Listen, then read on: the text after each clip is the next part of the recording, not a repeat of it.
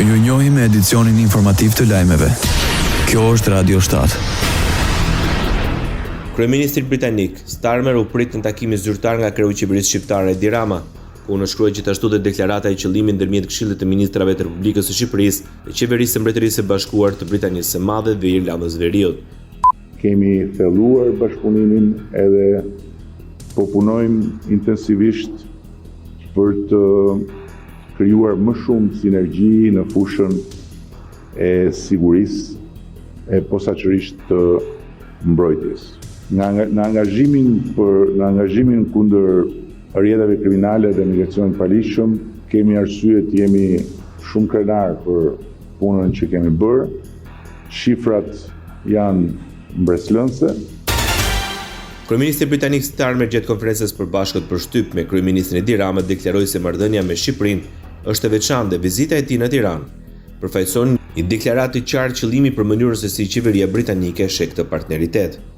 Partneriteti ndërmjet vendeve tona shkon përtej bashkëpunimit për sigurinë e kufive tanë. Pra Shqipëria është një aleat i fortë i NATO-s dhe partner kyç në luftën e Ukrainës kundër agresionit rus. Kjo është shumë e rëndësishme në një moment të tillë, duke përfshirë këtu edhe mbështetjen tuaj për trajnimin e trupave ukrainase në Mbretërinë e Bashkuar si pjesë e operacionit Interflex. Dhe unë vetë kam qenë për ta parë këtë trajnim që bëhet disa herë dhe vërtet që më kalon shumë përshtypje dhe një shembull shumë i mirë i kombeve si tonat që punojnë së bashku për të arritur një qëllim të përbashkët.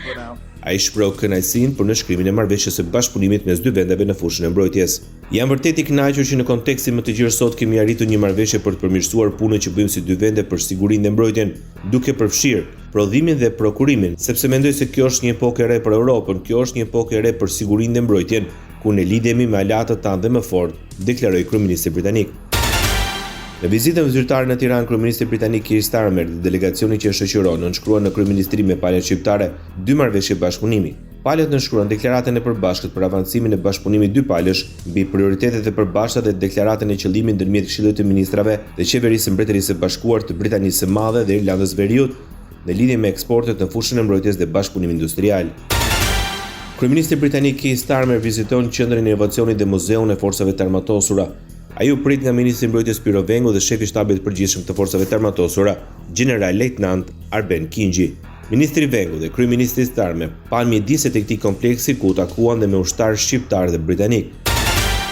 Ministri i mbrojtjes Piro Vengu shprehu kënaqësinë për të pritur në kompleksin inovativ kreun i Qeverisë së Mbretërisë së Bashkuar dhe për të nderuar bashkëpunimin e përbashkët midis forcave të armatosura të Mbretërisë së Bashkuar dhe forcave të armatosura të Shqipërisë si aleat në NATO dhe jo vetëm në NATO, por dhe brenda Ballkanit Perëndimor.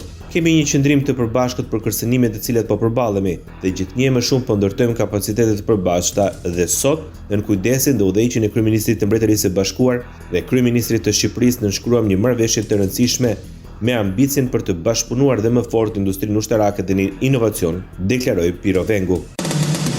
Ndoqët lajmet shkurt në Radio 7, zëri pozitiv i qytetit.